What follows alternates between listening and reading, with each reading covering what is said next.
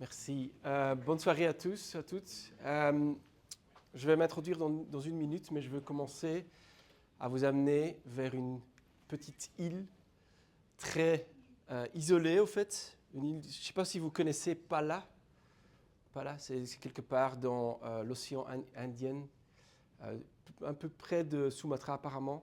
Et c'est une île qui est super isolée, qui au fond n'a jamais été en contact ou rarement été en contact avec la technologie. Ce qui veut dire que quelque part, les gens qui y habitent, ils sont encore, je veux dire, en connexion, ils cohabitent avec la nature, ils sont encore en harmonie avec l'un avec l'autre, ils se traitent avec la nature, très traditionnellement. Et c'est vraiment une bel endroit, tout le monde est heureux, l'agriculture n'est pas forcée, tout est naturel. Et si ça semble un peu trop beau pour être vrai, ben c'est effectivement le cas, bien entendu. Parce que ça sort d'un livre qui s'appelle Island de Aldous Huxley. Je ne sais pas si vous connaissez, quelqu'un connaît le livre. Ça a été sorti en 1964.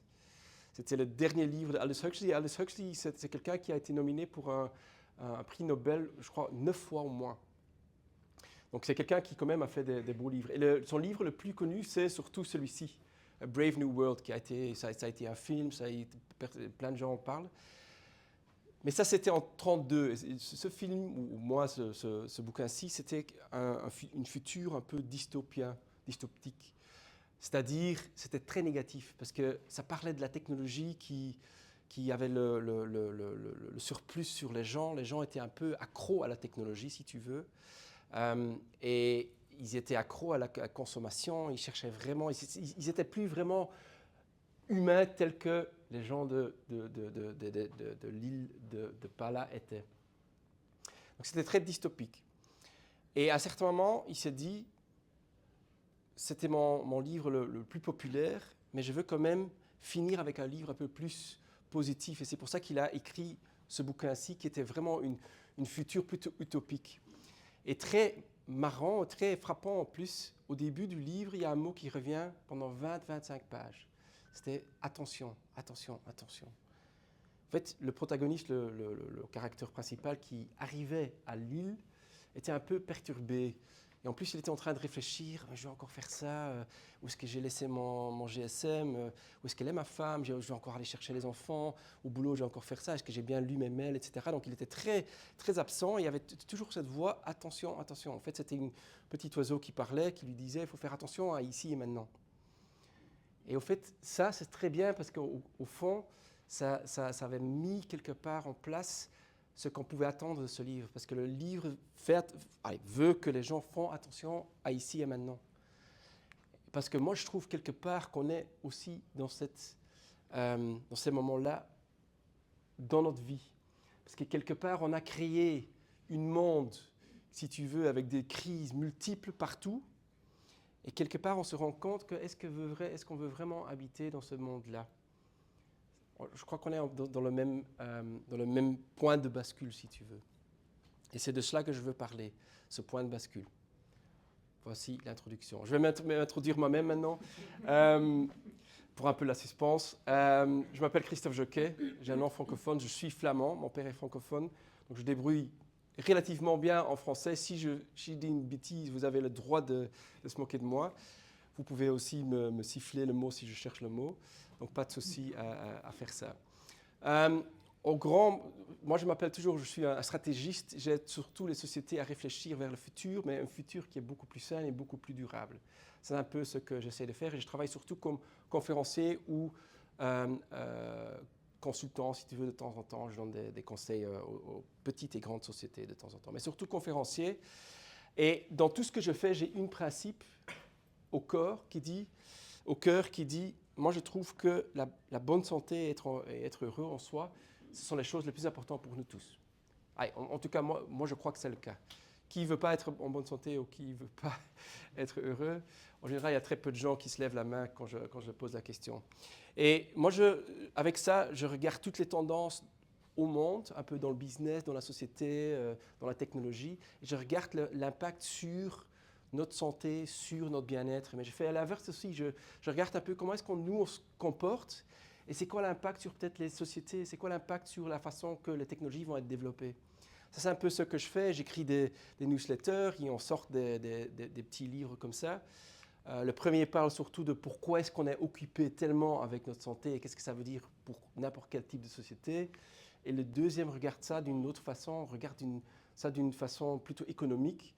Parce que je crois quelque part qu'on va vers une économie que j'appelle l'économie de transformation, ou transformationnelle si tu veux, où les transformations sont vraiment la valeur que vos customers cherchent, vos clients cherchent. Et c'est de ça que je vais vous parler aujourd'hui.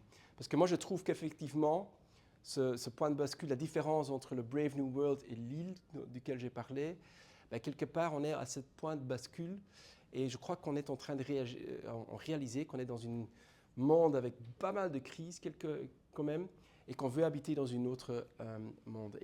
Et suite à ça, on voit que les gens sont beaucoup plus que jamais focalisés sur transformer soi-même, sans transformer la société, transformer même la planète, d'une façon qu'on n'a jamais fait avant. Et je vais vous essayer de démontrer ça. Mais la raison, à la base, c'est parce qu'on est quelque part, on a un monde qui a quand même pas mal de crises. Si on regarde, il y a les crises du climat, il y a les crises des ressources, de biodiversité, il y a des crises d'économie, sociale, même géopolitique, il y a des crises de santé mentale, même de la nourriture. Donc c'est pas mal de crises qu'on voit aujourd'hui autour de nous. Et ce n'est pas par hasard d'ailleurs qu'en 2022 que le mot polycrise était le mot élu comme étant le mot plus populaire au UK. Mais aussi pendant Davos en 2023, c'était le mot qui était le mentionné le plus. Maintenant, il y avait des gens qui disaient, tu sais, c'est exagéré. Il y en a qui disent, non, c'est pas vrai, c'est vraiment comme ça. On a beaucoup plus de crises maintenant que dans le passé. Moi, je ne suis pas là pour juger quoi que ce soit. Tout ce que je sais, c'est qu'avec ceci, avec notre loupe sur le monde, on voit ces genres de crises passer insensablement. Toujours.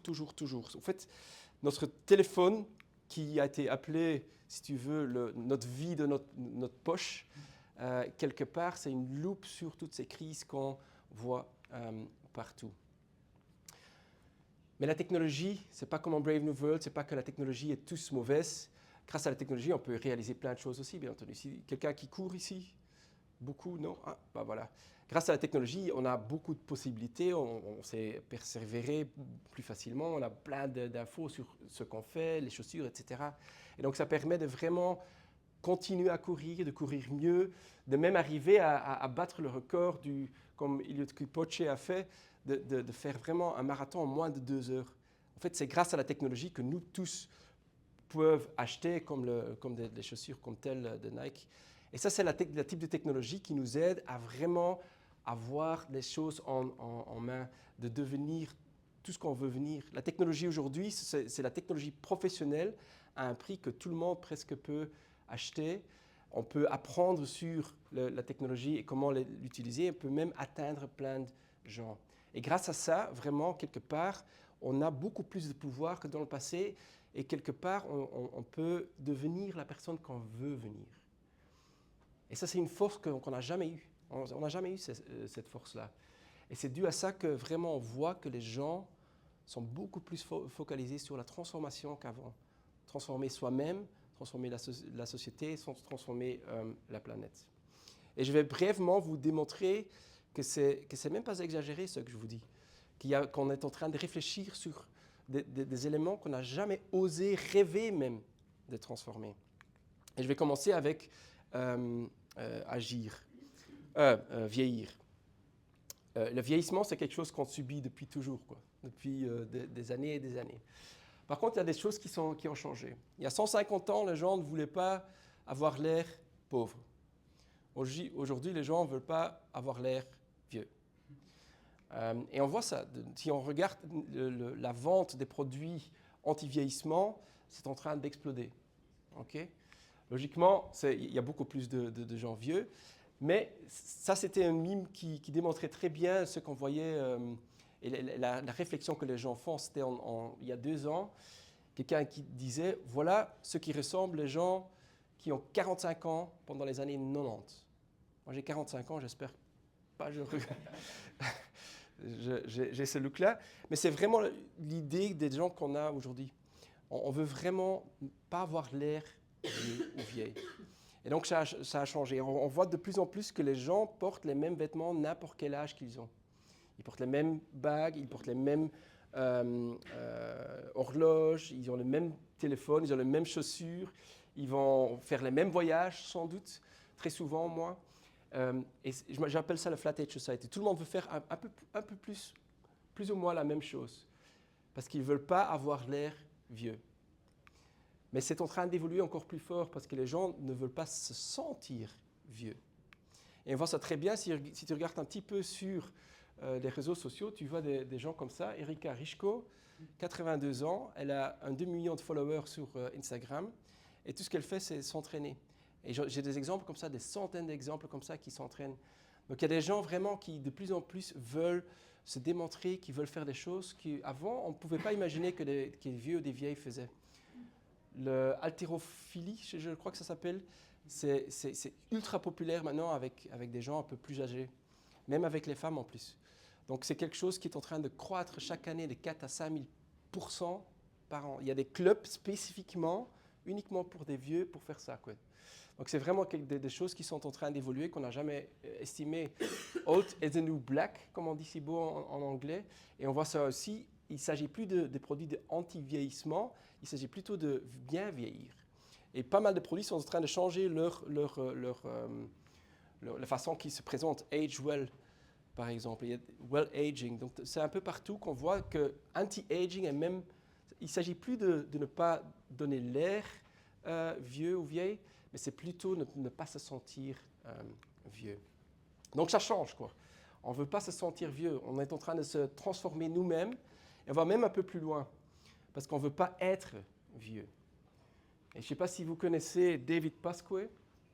En fait, son âge biologique est 38, mais il a 61. Et comment je sais ça? Parce qu'il fait partie du Rejuvenation Olympics. Donc en fait, c'est une plateforme online et tu peux loader tes données épigénétiques. Ils vont analyser ton âge biologique.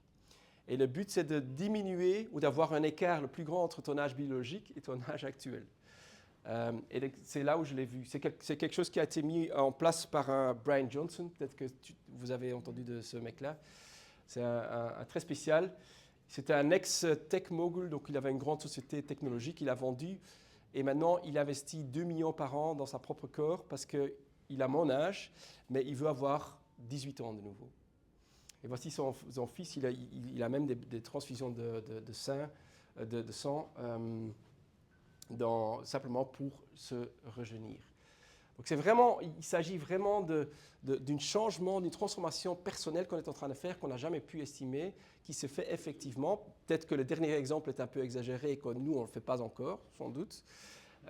Mais tôt ou tard, ça sera de plus en plus, le biohacking devient de plus en plus populaire. Donc on ne veut pas avoir l'air vieux, on ne veut pas se sentir vieux, mais on veut aussi pas être vieux. Et de plus en plus, on est en train de transformer tout ça, la transformation personnelle. On est vraiment en train de personnaliser, de transformer qui nous sommes en fait. Regardons un peu les transformations sociales.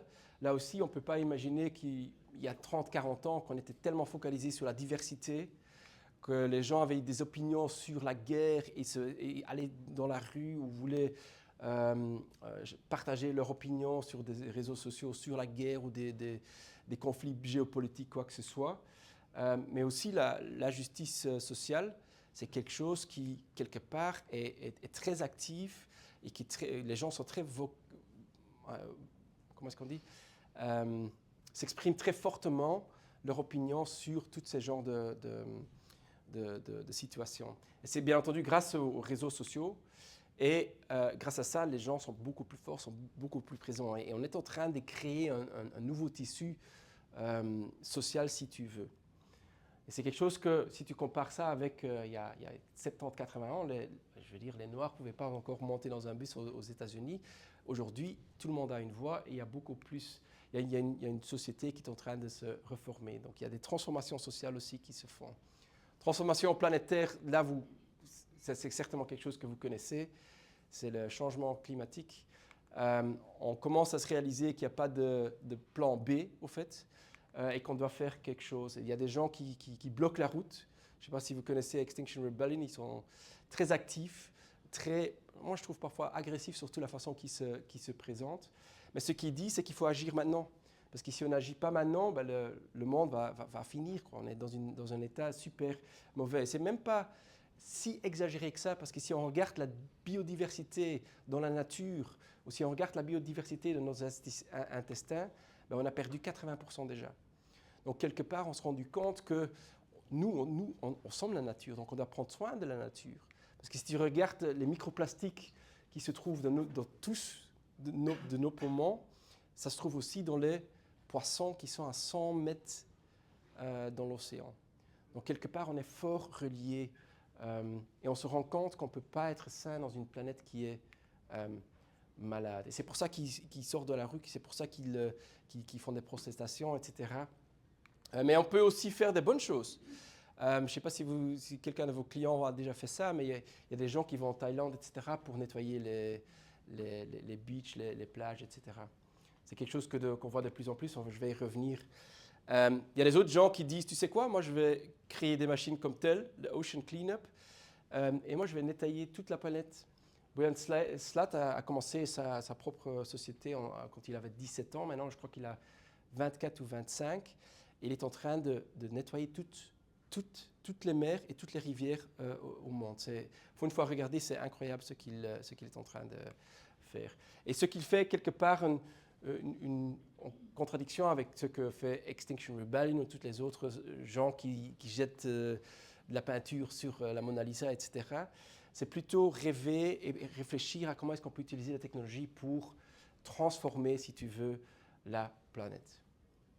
Donc, avec tous ces exemples, je ne veux pas faire la protestation ou quoi que ce soit ici. Je ne fais pas partie de Gaïa ou quoi que ce soit, mais je voulais simplement montrer que plus que jamais, on est focalisé sur des transformations qu'avant. Et c'est même le cas qu'au début 2020, j'avais envoyé un newsletter à tous mes followers en disant, écoute, à partir de maintenant, les 10 ans qui vont venir, on va tellement être focalisé sur la transformation qu'on ne se rend même pas compte, parce que c'est quelque chose qui va driver vraiment tout. Et c'est ça que je veux un peu montrer ici. Comment est-ce qu'on, vos clients aussi, et quel est l'impact vraiment sur le secteur des voyages, du fait que les gens veulent transformer eux-mêmes, que les gens veulent transformer la société et la planète. Parce qu'on est à ce point de bascule, effectivement, selon moi. Et ce point de bascule, ce que j'appelle le Transformation Economy, c'est vraiment une réalité économique qui est un peu nouveau, où les clients, de plus en plus, cherchent une valeur significante qui est différente qu'avant. Et c'est ça que je vais essayer de vous expliquer. Qu'est-ce que ça veut dire, meaningful value, une valeur significante? Je vais commencer avec le meaningful. C'est quoi? Qu'est-ce qui vaut pour les clients? C'est quoi meaningful au fond? Ben, si on regarde une étude qui est faite par Havas, c'est une société de marketing, des plus gros au monde. Ils font chaque année des études autour de qu'est-ce que ça veut dire meaningful brand, c'est qu'est-ce qui est important pour les clients. Ben, il y a 72% qui disent que les marques doivent se focaliser sur la planète et la société. Il y a aussi autant de gens qui disent on cherche des marques qui aident à améliorer notre santé, à améliorer notre bien-être. Et c'est tellement important qu'ils disent on doit se rendre compte que dans n'importe quoi qu'on fait, qu'on tient compte des besoins les plus profonds de nos consommateurs, de nos clients. C'est ça qu'elle dit. On appelle ça de me-economy, parce que c'est important de bien comprendre ce qui est important pour eux. Et donc, il faut créer de la valeur qui répond à leurs besoins principaux. Mais alors, se pose la question, comment est-ce qu'on crée de la valeur? Je vais vous donner une petite cours là-dessus. Si vous ne connaissez pas encore, sans doute vous connaissez déjà, ce sera de la répétition. Mais quelque part, la valeur se crée si on peut transformer les commodités, des ingrédients, si tu veux, dans des produits. Parce qu'on crée de la valeur, on peut augmenter les prix alors. Et si tu peux transformer un produit dans un service, là de nouveau, tu peux demander un peu plus d'argent. Je vais vous expliquer comment ça se fait que moi, je trouve que quelque part, votre secteur, le secteur des voyages, est pour moi un des plus grands innovateurs en ce qui concerne la création de la valeur. Depuis toujours d'ailleurs. Moi je dis ça depuis toujours parce que je trouve que quelque part, vos clients, ils vont, la plupart de vos clients, j'estime, ils vont que quelques fois par an, ils font un voyage. Et donc la valeur qu'ils attendent, parce qu'ils épargnent pendant une année entière pour faire 1 ou 2 voyages, ils attendent beaucoup de valeur en retour. Et donc c'est pour ça que moi je trouve que votre secteur a tellement été focalisé et est tellement bonne à créer de la valeur. Et je vais vous démontrer comment cette économie transformationnelle était d'abord visible dans votre secteur. Parce qu'avant c'était une commodité quoi.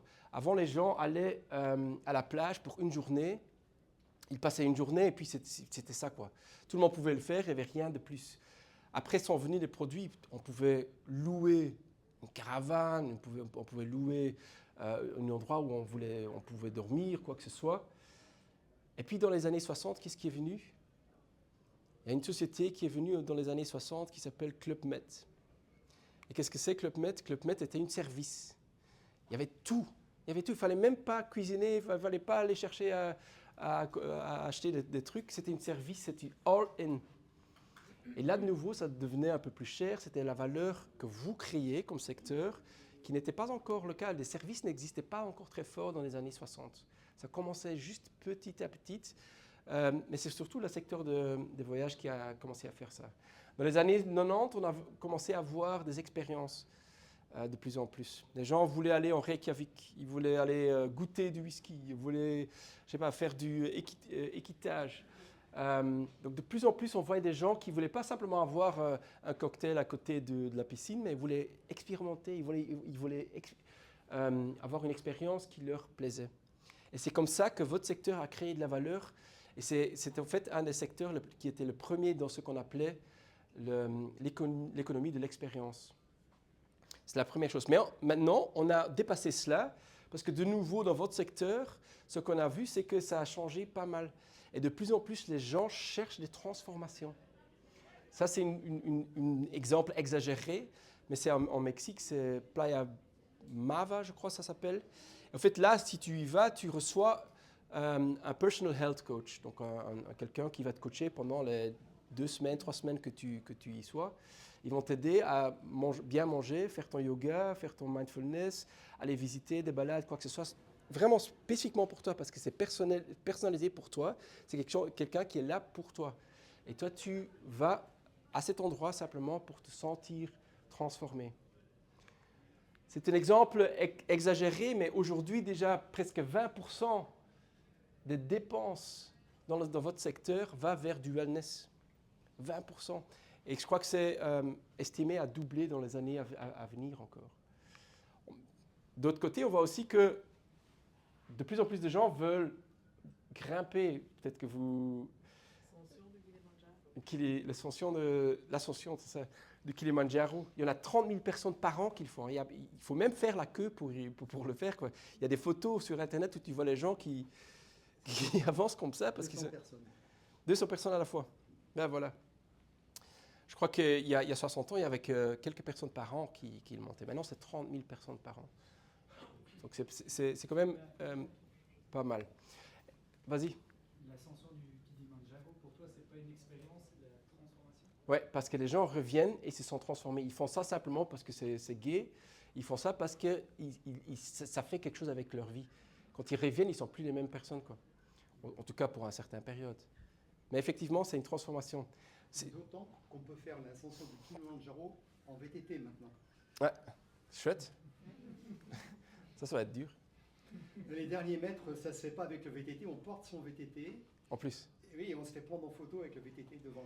Et donc justement, pour répondre à ta question, monsieur, quand on voit ça, c'est encore une fois, bon, c'est pas pour une autre expérience, quoi. C'est pour se transformer encore un peu plus loin, quoi. C'est pour aller encore un peu plus loin et se sentir encore un petit peu mieux.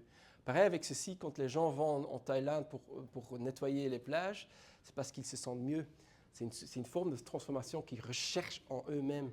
Quand ils veulent parler avec des gens locaux qui vivent encore cachés de notre monde, là aussi c'est quelque chose parce que ça fait quelque chose avec eux. C'est une transformation. Et donc de plus en plus on voit ça, quoi. On voit des gens qui effectivement cherchent à se transformer eux-mêmes, ou la société ou la planète. Et c'est comme ça qu'on crée de la valeur. C'est comme ça qu'effectivement, on va des commodités aux produits, aux services, expériences, aux transformations. Et on voit ça dans tous les secteurs, si tu veux. On essaie de trouver la valeur qui est en ligne avec le besoin de se transformer qu'on voit. Et ça crée vraiment de la valeur. Un des meilleurs exemples pour le montrer, c'est dans le secteur des gyms. Donc pour un haltère comme ça, tu payes 20 € chez Decathlon, ouais, et tu peux t'entraîner toute ta vie. 20 €, toute ta vie tu t'entraînes. Si tu vas dans un gym, tu payes 20 € par mois. Parce que c'est un service, ils ont acheté pour toi, quoi. Ça, c'est le service qu'ils t'offrent. Et donc c'est pour ça qu'on est tous prêts à payer plus pour aller dans un gym. Les dernières années, 10-15 ans dernières années, qu'est-ce qu'on a vu? On a vu des spinning class. Spinning class, c'est une expérience. C'est gay, waouh, tu as des lumières, tu as un disco ball, tu as de la musique, quelqu'un gueule sur toi. C'est une expérience géniale, quoi. Et c'est comme ça qu'on était arrivé aussi dans ce secteur-là, dans l'économie de l'expérience. Mais de nouveau, on est depuis 5 ans dans une nouvelle, 5, 16, 6, 7 ans, dans une nouvelle environnement. Parce que de plus en plus, on voit des traîneurs personnels, personal coach, etc. Et qu'est-ce qu'ils font? Ce n'est pas nécessairement une expérience agréable. Bien sûr que c'est une expérience agréable, mais ce n'est pas uniquement ça. Parce que ton coach personnel, il va t'écouter, il va te demander c'est quoi la raison pour laquelle tu viens ici. Tu veux avoir plus de force, tu veux maigrir, tu veux être plus stable, est-ce que tu veux te sentir mieux, quoi que ce soit. Et suite à ça, ils vont adapter leur programme à toi, dépendant de tes aspirations. Et donc ici, c'est vraiment quand tu sors, quand tu as travaillé avec une personal coach, tu vas te sentir transformé. Ce n'est pas uniquement une belle expérience, mais tu vas te sentir transformé. Tu vas te sentir mieux, tu vas te sentir en meilleure santé, certainement. Et de nouveau, Transformation Economy, l'économie de la transformation, c'est comme ça qu'on crée de la valeur. Parce que un spinning class, ça coûte 20 € par session, donc pas 20 € par mois. Et un personal coach, ça coûte 60 € par demi-heure. Donc c'est comme ça qu'on crée de la valeur. Et les transformations aujourd'hui, c'est vraiment la façon de créer de la valeur pour les gens. Et la transformation, pour moi, la façon que moi je le décris, c'est une expérience. Donc effectivement, ça reste une expérience, mais c'est une expérience qui fait se faire sentir mieux, voire en meilleure santé, ou voire plus heureux, si tu veux. Ça, ce sont les Customer Transformations. Et je ne suis pas la seule ou la première qui dit ça, parce qu'il y a même Seth Godin, qui est le gourou marketing au monde, qui disait quelque part, le marketing doit aider à faire sentir aux gens, ou faire devenir les gens la personne qu'ils rêvent venir. Ce n'est pas une belle phrase, ça, mais bon. Donc c'est vraiment, le marketing doit aider les gens à devenir les personnes qui veulent venir. Et une société qui a très bien compris ça, pour moi, c'est cette société-ci. Vous connaissez la société? Non. C'était un des premiers activity trackers en effet, donc tu pouvais calculer le nombre de pas que tu faisais, etc. Il y a aussi les calories qui étaient dessus. C'était en 2013-2014, mais c'était Nike. Et donc Nike, c'était pas mal. Moi, c'était mon objet préféré avant que mon fils de 2 ans à l'époque l'avait cassé. Mais je l'adorais parce que c'était super beau. Et ce qui était unique avec ce bracelet, ok, il y avait les nombres de pas que tu faisais, bon, qu'est-ce que t'en fais? Mais ici, il y avait le moyen d'aller à New York et d'y brancher ton bracelet et tu peux y collecter des produits de Nike gratuits sur base du nombre de points que tu avais collectés. Donc sur base d'efforts de sport que tu faisais, tu pouvais avoir des nouveaux produits. Ça, c'était un peu le truc qu'ils en sortaient. Et bien entendu, bon, un vendeur comme ça ou une machine automatique comme ça, c'est pas scalable, tu ne peux pas le mettre partout au monde. Et aussi leur bracelet, ce n'est pas leur core business, quoi. Ils ne savent pas comment ils doivent l'utiliser. Donc ils ont commencé à travailler avec Apple et ils ont transformé tout ça dans des solutions plutôt digitales avec leur application. Et donc effectivement, si aujourd'hui tu t'entraînes beaucoup, tu peux avoir des conversations avec des experts, tu peux avoir des produits exclusifs, tu peux avoir accès aux produits et les tester si tu veux. Et donc ce qu'ils essayent de faire, c'est vraiment leur slogan qui est « Just do it », fais-le. Ils aident vraiment les gens à le faire. Donc c'est quelque part une forme de transformation, si tu veux. Ils aident les gens à se sentir transformés simplement en leur donnant tous ces outils, pas uniquement un service comme une application, mais aussi des outils et des solutions qui leur fait sentir transformés. Des expériences qui font sentir mieux, en meilleure santé ou voire plus heureux. Ça, c'est au fait l'économie de la transformation, de transformation economy, telle que je l'appelle. Mais se pose encore la question, comment est-ce que vous, ou n'importe quelle société, comment est-ce qu'on peut créer alors cette customer transformation, cette transformation? Ben, quelque part, tu as besoin de 3 éléments. Et les éléments sont super simples. Donc, j'ai créé un modèle qui est super simple, que vous pouvez vous souvenir, et vous allez voir que c'est relativement facile et très, très logique au fond. Quelque part, il faut commencer toujours avec quels sont les besoins de vos clients. Je crois que c'est quelque part, c'est super évident. Réfléchissons à qu'est-ce qu'on va manger ce soir. Ben, quelque part, on a besoin de la nourriture. La nourriture, peut-être plusieurs types de nourriture, peut-être un peu d'inspiration, d'idées de comment est-ce qu'on va faire notre bouffe ce soir. Ça, ce sont les besoins. Ça, on peut facilement créer des produits ou des services sur base des besoins. Ça, c'est l'élément de base. Ce qu'on peut y rajouter, c'est qu'on peut réfléchir à quelles sont les attentes des gens, ce qui n'est pas la même chose que les besoins. Parce que les attentes, quelque part, c'est basé sur nos expériences qu'on a dans notre vie. Et sur base des expériences, on crée des attentes. Les attentes, par exemple, si on achète beaucoup sur Amazon, on a l'habitude d'être livré le lendemain. Si on utilise beaucoup Netflix, ben c'est personnalisé, etc. Ça, c'est un peu les attentes qu'on crée. Et ces sociétés-là vont créer des attentes vis-à-vis de vous aussi. Les attentes de customer expectations. Et dans la nourriture, on voit ça avec la personnalisation qui se fait avec les petites cartes de fidélisation. On voit ça avec livraison à domicile, par exemple. Et donc, en combinant les besoins du marché de vos clients aussi avec les attentes de vos clients, on peut créer une expérience qui leur plaît. Ça, en fait, c'est la deuxième partie. Les besoins et les attentes créent une expérience qui pourrait leur plaire. Vous répondez aux besoins, vous répondez aux attentes qu'ils ont sur base des autres expériences dans leur vie. Mais finalement, pour créer des transformations, il faut tenir compte de leur aspiration. Aspiration, c'est ce qui est important pour eux dans leur vie. Et j'ai déjà vous montré ce slide-ci. Ça a à voir avec la planète, ça a à voir avec la société, ça a à voir avec leur propre santé, bien entendu. Et si on peut arriver à intégrer ces aspirations dans cette valeur, cette création de valeur que vous faites, ben là, vous arrivez à créer du transformation pour vos consommateurs. De nouveau, dans le secteur de la nourriture, il y a Kruger, qui est un supermarché aux États-Unis, qui, par exemple, a des diététiciens dans le supermarché simplement pour prendre soin que les gens savent ce qu'ils doivent acheter. En Hollande, tu as Jumbo qui a des caisses qui sont spécifiquement lentes pour les gens très vieux, très vieilles, parce qu'ils viennent au supermarché pour avoir une conversation avec les gens, qui est important pour eux, quoi. Ou par exemple, HelloFresh, si tu fais beaucoup de sport, tu vas avoir beaucoup de protéines. Ou si tu as une grande famille qui a des allergies, quoi que ce soit, tu veux que ce soit facile de trouver quoi manger. Et donc c'est ça exactement qu'il vous offre. Ce n'est pas uniquement un besoin de nourriture, ce n'est pas uniquement une attente, mais c'est aussi une aspiration que les gens ont. Et c'est comme ça qu'on crée des transformations, en fait. Et aussi dans votre secteur, c'est faisable de le faire. Il faut quelque part avoir cet esprit d'aspiration. Parce que pour moi, les aspirations, ce sont les nouveaux besoins. Il faut tenir compte des aspirations que les gens ont. Parce que de plus en plus, ce qu'on voit, c'est que les besoins de base ou les besoins émotionnels sont de plus en plus remplis. Ils sont remplis. Donc ce qu'on voit, c'est que les gens, de plus en plus, ont des besoins aspirationnels. Ils cherchent à se développer eux-mêmes. Ils veulent devenir la meilleure version de soi-même. Et on voit ça très bien si on regarde les gens qui vont à la retraite, qui prennent leur pension.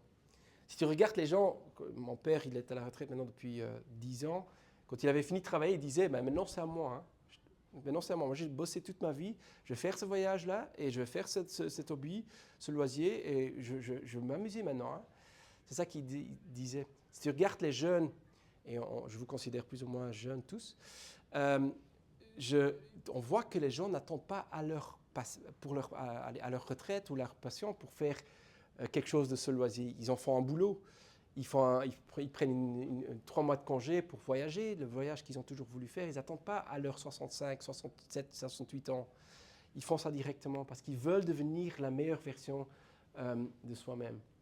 Et c'est déjà en 2015 que la société Trend Watching disait ces besoins aspirationnels, les aspirations des gens, va vraiment driver, va pousser, va faire décider les gens dans la façon qu'ils achètent des produits, des services, des expériences, quoi que ce soit. Ça va changer tout. Parce que c'est tellement important pour eux que ça va changer la façon d'acheter les choses. Vas-y. Excuse-moi. Mais est-ce que aussi c'est besoin de quête de sens? Quand tu parles de l'aspiration, c'est cette quête de sens ou bien tu les distingues? Tu veux dire quoi avec quête de sens? C'est-à-dire que maintenant, de plus en plus de gens sont en recherche du sens à leur travail, à leur vie. Oui, tout à fait, ouais. Et c'est aussi, toi, tu le lis à leur aspiration, en fait. Ouais, exact. C'est la plus-value qu'ils cherchent. Ils sont plus contents avec... Il fut un temps où tout le monde disait bah, « je suis content que j'ai un boulot, quoi. Je suis content que je gagne un peu mon argent et que je peux nourrir ma famille, ça suffit. » Maintenant, ce n'est plus le cas, quoi. Ils veulent avoir une vie qui donne de la plus-valeur à eux. Ils ont beaucoup plus d'aspirations. Il ne s'agit plus vraiment d'un besoin d'argent. Donc, c'est effectivement ça, oui. Transformation par rapport au même, mais aussi par rapport au monde. Exact. Moi-même, la société et la planète, oui, effectivement. Comme ça. Effectivement, donc les aspirations, ça a à voir avec les priorités, ça a à voir avec les valeurs, ça a à voir avec les rêves qu'on a nous tous, au fait. La seule chose que j'essaie toujours d'expliquer, c'est de dire, écoute, quand on parle des aspirations, on pense toujours à s'améliorer. Parce que l'aspiration, ça doit être quelque chose là-bas, quoi. Mais ça, c'est plus vraiment le cas aujourd'hui. Bien entendu, oui, on veut s'améliorer, on veut avoir un peu plus d'énergie, on veut avoir bonne mine, on veut se développer, être créatif, quoi que ce soit. Mais quelque part, les dernières années, les gens ont été tellement focalisés sur s'améliorer qu'ils se sont rendus compte que si je me focalise trop à m'améliorer, à me transformer, ben finalement, ça me fait beaucoup plus mal que du bon. Et donc, de plus en plus, on est très modéré avec nos aspirations. Et de plus en plus, on réalise que des aspirations ne doivent pas être s'améliorer, mais ça peut aussi être de la prévention. Ça peut aussi être simplement accepter une situation. It's okay to be not okay.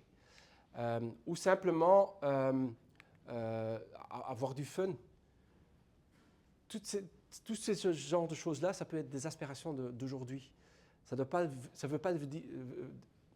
veut pas dire qu'on veut toujours s'améliorer. Accepter une situation est déjà une bonne aspiration à avoir aujourd'hui. Et ça, c'est une grande différence avec il y a 5 ans. On voit une tendance énorme là-dedans. Et dans mon dernier livre, pendant 4 ans, et pour mon dernier livre, pendant 4 ans, j'ai étudié pas mal d'aspirations. Voici, il y en a une 24e que j'utilise avec mes clients des sociétés, parce que toujours, n'importe où que tu regardes, tu trouveras que les gens vont chercher ces genres d'aspirations. Même vous-même, vous pouvez directement retrouver certains mots que vous dites « Ah, pour moi, ça, c'est aujourd'hui très important, un peu plus que des autres. » Donc ça, c'est vraiment la façon qu'on voit les choses. Et les sociétés qui le font merveilleusement sont les sociétés de suppléments, bien entendu.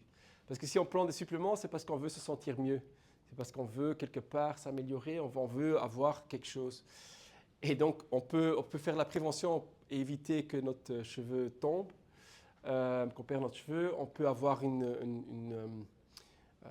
travailler sur notre confiance, on peut travailler sur se sentir plus à l'aise, ou on peut vraiment chercher de l'énergie. Pour n'importe quelle des aspirations que j'ai étudiées, il existe des suppléments aujourd'hui, simplement parce que des gens sont tellement... Les gens qui sont aspirationnels, ils vont chercher des suppléments, en tout cas. C'est ça qu'on voit un peu partout. Et donc ça, moi j'appelle ça le Life Aspiration Model. Je le montre encore une fois ici avec toutes les différentes aspirations que moi je... Est-ce que c'est complète? Sans doute pas. Hein. Il y en a peut-être quelques-uns qui manquent, ou il y a des doublons pour certains, quoi que ce soit. Mais quelque part, il n'y en a pas une dizaine ou une douzaine de plus, ça c'est certain. Et donc quelque part, vos clients cherchent des sociétés qui leur aident à réaliser leurs aspirations. Et de plus en plus, on voit ça. J'ai des exemples dans tout type de secteur, mais voici par exemple de plus en plus de boissons sans alcool, ou le fait qu'on fait du jeûner, c'est jeûnir, je ne sais plus comment on dit ça, fasting? Jeûner, ouais, c'est un mot que je n'utilise jamais, parce que je ne fais pas de fasting. Donc du jeûner, ou bien des lumières spécifiques qui s'adaptent avec le temps qu'il fait dehors ou le temps qu'il fait quand il fait noir ou quand il est déjà tard, la lumière va devenir un peu plus jaune. Pendant la journée, c'est un peu plus bleu. Tout ça, c'est pour améliorer l'énergie qu'on a, quoi. Et là, le succès de tous ces produits, c'est simplement parce que les personnes cherchent de plus en plus d'énergie. Ce n'est pas un besoin nécessairement. Le besoin, c'est de boire quelque chose, de manger, mais c'est vraiment une aspiration qu'ils ont. Pouvoir contrôler les notifications, Colgate qui a sorti une brosse à dents qui t'aide à méditer, ou des objets comme ceci qui, quand tu mets ton GSM dedans, tu ne peux plus avoir des coups de téléphone ou des SMS, quoi que ce soit. C'est simplement parce que de temps en temps, on a besoin d'être laissé tranquille, sans doute. Nothingness, j'appelle ça, on ne veut rien voir, rien entendre, personne ne peut parler à personne, quoi que ce soit. On a de plus en plus besoin de cela aussi. Ou ceci, des parfums qui deviennent plus fonctionnels, qui t'aident à diminuer ton stress, des outils électroniques qui t'aident à faire ça, ou le succès de Lego les dernières années qui dépend 100% des ventes qu'ils font envers des ados, vraiment des gens comme nous tous, parce que 89% des gens disent que quand je joue au Lego, à n'importe quel âge, moi ça me déstresse, quoi, ça me fait du bien. Et donc, ils ont commencé à vendre des sets comme ça spécifiquement pour des adultes. Et ça a à voir avec des gens qui cherchent de plus en plus la calme aussi.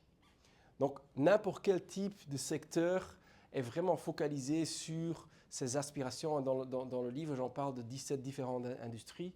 Mais ici, je vais finir la présentation avec quelques exemples que j'ai vus dans votre secteur. Des exemples de customer experiences, c'est-à-dire des expériences qui aident à grande échelle ou petite échelle, très souvent à petite échelle, mais quand même, qui aident à faire sentir les gens d'une façon meilleure ou leur faire sentir en meilleure santé. Parce que, quelque part, et c'est aussi dans l'exemple que j'ai donné avec l'évolution de la création de valeur dans votre secteur, quelque part, la raison pour laquelle que les gens partent aujourd'hui aux vacances, c'est parce qu'ils veulent revenir et se sentir mieux. Ils veulent se sentir transformés. Et je vous ai déjà montré ce chiffre-ci. On voit ça dans la croissance et le focus de tout ce qui est wellness, tout ce qui est bien se sentir, depuis un petit bout de temps quand même. Néanmoins, ce n'est pas quelque chose de nouveau parce que, tu vois, les wellness trips et les retraites qu'on puisse faire, il y en a un peu partout. Ça existe depuis des milliers d'années. Bien qu'aujourd'hui, tu peux faire des retraites pour un burn-out, une retraite pour un divorce, une retraite sur base de ton DNA, une retraite après un cancer, quoi que ce soit. Tu as des retraites vraiment partout que tu peux faire quoi que ce soit. Il y en a même un à Ibiza qui s'appelle Vogue. Pendant la journée, tu fais du yoga et du meditation, et la soirée, tu sors en boîte. Donc, tu as du tout, vraiment du tout. Et ce n'est pas par hasard, parce que quelque part, si tu regardes et si tu demandes aux gens, ça c'était American Express qui l'a demandé, presque 70% des gens disent que si je vais aux vacances, c'est simplement parce que j'en ai besoin, mentalement j'en ai besoin. Et c'est pour ça que je cherche des wellness sabbaticals. Je ne sais pas si vous connaissez, mais c'est aussi quelque chose qu'on a vu à partir du Covid surtout, c'est-à-dire les gens avaient besoin de dire on pouvait travailler à distance. Ils ont dit à distance, moi je vais travailler quelque part en Afrique ou je vais travailler quelque part en France et je reste là pendant 3-4 semaines. TUI, il n'y a personne de TUI ici? TUI Group était le premier qui faisait ça. Ils vendaient ça à grande échelle parce que leur hôtel était vide et donc ils ont changé la façon que les hôtels étaient organisés simplement en attirant des gens qui travaillaient. Les hôtels étaient un peu remplis, pas complètement, remplis avec des gens qui bossaient pendant 3-4 mois, quoi. Simplement avec un meilleur réseau d'Internet, etc. Et ça, c'est l'autonomie qu'ils recherchaient. Mais de plus en plus aussi, si tu regardes Skift, qui est la grande association de voyage au monde, une de leurs grandes tendances était que les voyages peuvent aider à retrouver, à construire des relations. Et de plus en plus, on voit ça dans la façon qu'on vend des voyages. Il y a de plus en plus le relationnel qui est mis en avant. Parce que les gens sont tellement tout seuls, ils ne vont pas au boulot, ils restent à la maison tout seuls. Et il y a de plus en plus de singles, je ne sais pas comment on dit ça de nouveau, célibataires. Ouais. Et donc, de plus en plus, quand on voyage, on cherche des gens, on cherche des autres, on veut construire des relations, on veut faire connaissance des autres gens. Donc, le wellness travel et tout ce qui est transformation dans votre secteur est super grande, 20% des dépenses. Mais ça ne veut pas dire que c'est uniquement du wellness. Très souvent, c'est un rajout dans n'importe quel type de voyage que vous organisez aujourd'hui. Ça, c'est vraiment de plus en plus le cas. Et les gens sont prêts à payer pour ça, effectivement. Et on voit dans n'importe quel type de solution aujourd'hui, dans votre secteur, on voit l'intégration des transformations un peu partout. Et ça commence dans les aéroports. Sans doute, vous connaissez celui de Singapour, qui est extraordinaire. Il y a la cascade, la plus grande au monde à l'intérieur. Et au lieu d'attendre et de perdre du temps, ben tu te rejoignis parce que c'est gai d'être là. Tu peux même faire des balades dans la nature au sein de l'aéroport. Quand on prend des vols, c'est très souvent très fatigant. Ben, Fuji Airways, ce qu'ils ont dit, ben, on ne va pas vous donner à manger pendant le vol, mais on va vous donner à manger avant le vol. Comme ça, vous pouvez tranquillement vous relaxer, vous peut-être un peu dormir, quoi que ce soit. Donc aussi, focaliser sur les différentes aspirations que tu vois là-bas à gauche, en haut. Headspace est une application pour méditation. De plus en plus, ils ont des relations avec n'importe quelle airline au monde, simplement pour relaxer les gens quand ils sont en l'air. Il y a même des cas extrêmes comme Qantas Airlines qui font des vols d'Australie aux États-Unis. Ben là, il y a des zones de well-being où tu peux faire des exercices, où tu peux manger quelque chose de rafraîchissant, bonne santé, quoi que ce soit. Tu peux même te relaxer un petit peu là-bas, faire du yoga dans l'avion. Donc, de plus en plus, on voit des well-being zones. La nourriture, de plus en plus, est adaptée pour avoir plus d'énergie, moins d'énergie, se relaxer, quoi que ce soit. Immunity boosting, c'était quelque chose pendant la Covid qui était super populaire aussi, bien entendu. Et puis, tu arrives à l'hôtel, où là aussi, de plus en plus, on voit des choses, des petites ou des grandes choses qui sont un peu adaptées à se sentir transformées. J'aime bien ces deux exemples, aussi bien dans les hôtels de Ace que de Standard à Londres. Ils te demandent de te donner ton GSM et à la place, tu reçois un Polaroid. Et l'idée derrière, c'est de dire, au lieu de regarder chaque fois ton écran, ben là, toi, prends des photos avec le Polaroid et tu peux même gagner des prix, etc. Le but est d'être dans le moment, d'avoir un peu plus de fun et de ne pas regarder ton GSM à chaque instant. De Standard, ils vont encore un peu plus loin. Tu peux même avoir un IV drip, c'est-à-dire tu peux avoir une injection intraveineuse avec des vitamines minérales pour te sentir mieux. Tu peux avoir un Peloton dans ta chambre ou prendre des bains froids dans ta chambre. Ils vont te fournir des glaçons et tout. Des autres, ils ont des wellness portails. Tu as des gens, health concierge, que tu peux à n'importe quel moment, 24/7, téléphoner pour avoir des renseignements sur comment est-ce qu'il faut s'adapter, qu'est-ce qu'il te faut, etc., pour t'aider avec quoi que ce soit. Ou même voir, ici on va vraiment dans l'extrême, ça c'est Beverly Hills, il y a une grande biohacking center. J'ai parlé de I don't want to be old anymore, je veux pas devenir vieux. Ben, de plus en plus, surtout aux États-Unis, tu as des biohacking centres.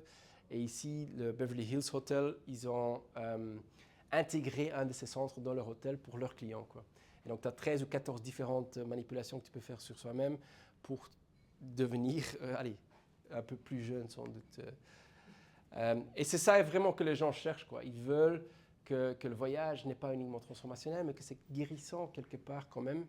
Et on voit ça aussi dans tout ce qui est medical tourisme, bien entendu. Hein. C'est quelque chose qui est en train de exploder, presque 300 milliards d'euros. Donc c'est quand même gigantesque la façon que ça évolue. Et très souvent, quand on réfléchit à ces medical travels, tourisme médical, les pays premiers qui sortent, c'est la Thaïlande ou c'est la Turquie. Mais quelque part, les 3 plus grands au monde, les plus reconnus, c'est le Japon, le Singapour et le Canada. En Europe, c'est surtout l'Espagne qui est apparemment un des grands pays pour tout ce qui est medical tourisme. Donc des choses qui sont en train d'évoluer, des choses qui sont en train de bouger, toujours parce que les gens, quand ils voyagent, ils veulent se sentir transformés quand ils reviennent. Ça, c'est un peu l'idée de tout cela. Et ça, c'est au fond l'idée derrière l'économie des transformations de laquelle je parle, où les gens de plus en plus cherchent de la valeur qui vaut quelque chose pour eux, qui est meaningful. Je vous ai expliqué ce que ça veut dire, comment il faut créer la valeur d'aller de produit à service, service à expérience, expérience aux transformations. Et la façon de le faire, c'est essayer de tenir compte des besoins les plus profonds de vos consommateurs. Et les besoins les plus profonds, pour moi, ce sont les aspirations. C'est vraiment qu'est-ce qui est important dans leur vie. Très souvent, ça n'a rien à voir avec votre boulot, ça n'a rien à voir avec votre produit, ça n'a rien à voir avec le besoin de vouloir voyager. C'est vraiment à voir avec ce qui est important dans leur vie. Et si vous trouvez une façon d'intégrer ces aspirations dans vos offres et vous rajoutez aussi les attentes, vous pouvez créer des Customer Transformations telles que je l'appelle, c'est-à-dire des expériences qui font sentir les gens d'une façon meilleure, en meilleure santé ou même voire plus heureux. Ça, c'est au fond ce que moi j'appelle la Transformation Economy. Et pourquoi je trouve que votre secteur est super important dans toute cette économie. Vous avez même drivé tout cela, je crois. Voilà, merci beaucoup.